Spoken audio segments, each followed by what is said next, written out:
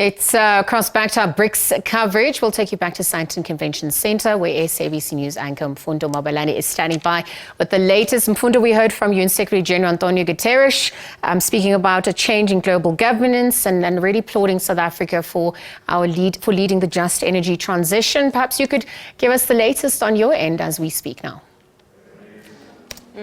Thank you very much, Liesel. As you correctly cited, we've just heard that all-important address by the UN Secretary General Antonio Guterres. He also had an exclusive with international editor Sophie Mukwena there. I'm joined now by my colleague, senior political reporter Ntebo Mokobo, just to expand on that particular address. Ntebo, good afternoon. Thank you for joining us.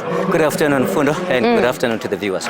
Key take-homes for you from that address as well as the exclusive with Sophie?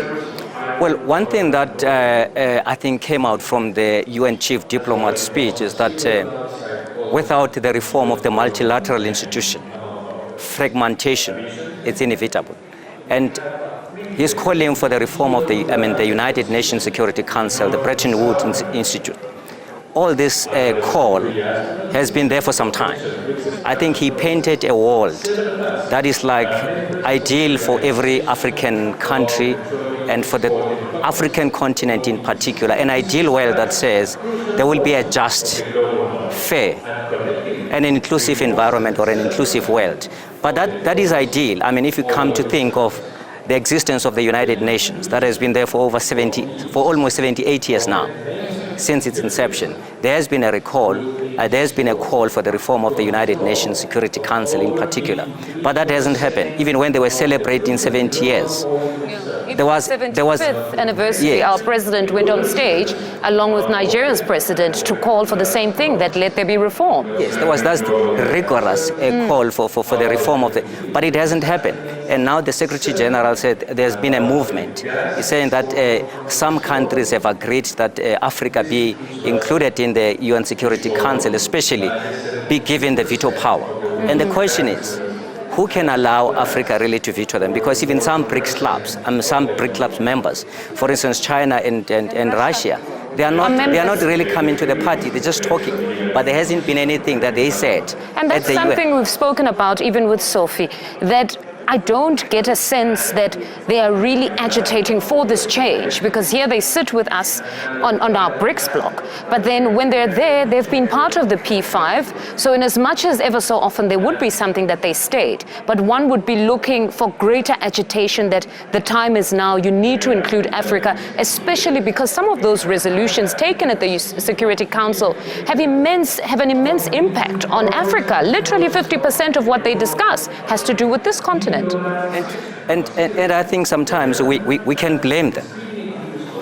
But we need to blame even our leaders in the continent, because for come on, a continent with almost 55 countries goes to the United Nations. They just keep quiet. They can only say that they need to see the reform of the UN Security Council, the reform of these multilateral institutions. But there hasn't been a really push on their side to make sure that that is realized. And that can never be realized. In our lifetime, I think we're not going to see really the continent represented in the UN Security Council, especially given the veto power. The only thing that Africa will enjoy is this two-year rotational sitting in the Security Council.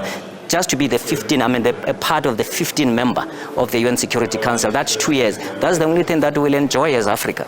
Let's hope, though, that what has been stated here, particularly by the UN Secretary General, will lead to something that is actionable, because the fact that he went on to state that it really reflects 1945. What we're seeing there with the UN Security Council is what was there since 1945 when Africa was excluded. But another thing that he stated was around the fact that multipolarity is great, but really, like he stated and you stated, that the reforms are needed. What else for you, particularly around climate, did you find quite interesting coming from the UN Secretary General? Well, it's very interesting, to listen to him when he says Africa accounts to almost 4% of the global emission, but Africa has become the epicenter of the climate chaos.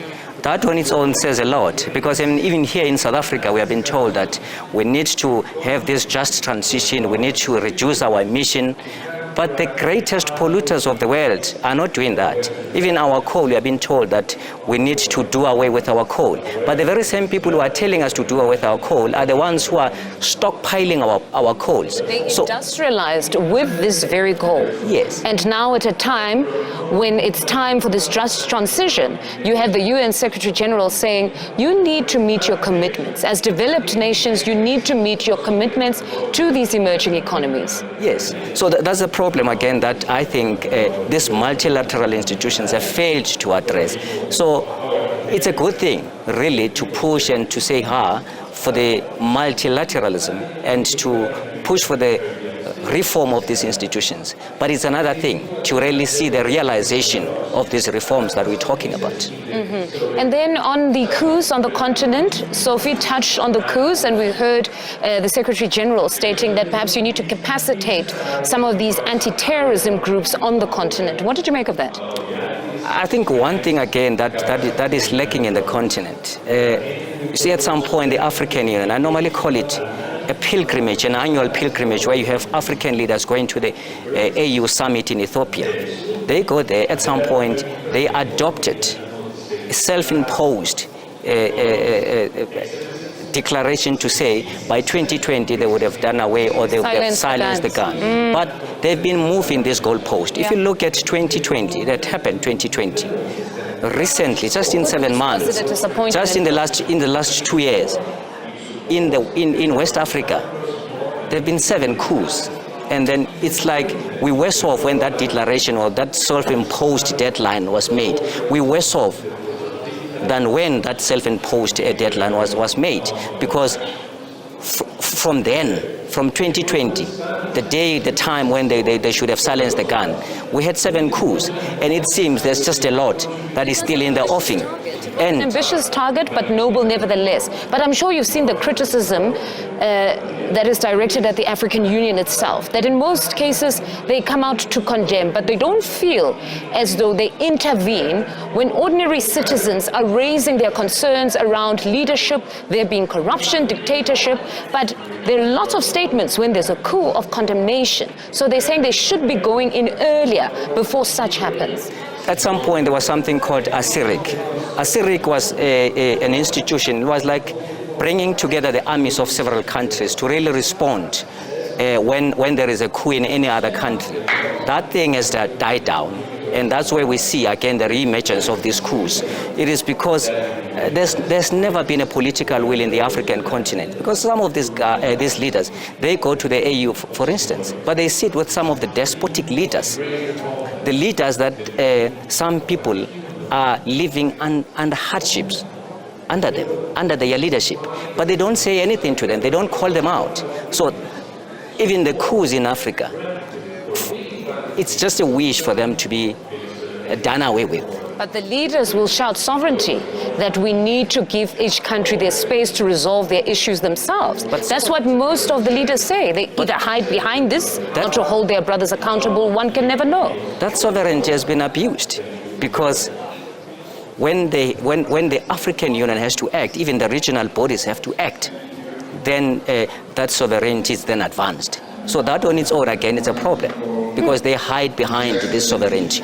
Ntebo, a very interesting conversation. Thank you very much for joining us, colleague. That's my colleague Ntebo Mokobo speaking to me. More news on the other side of this break. Do stay with us.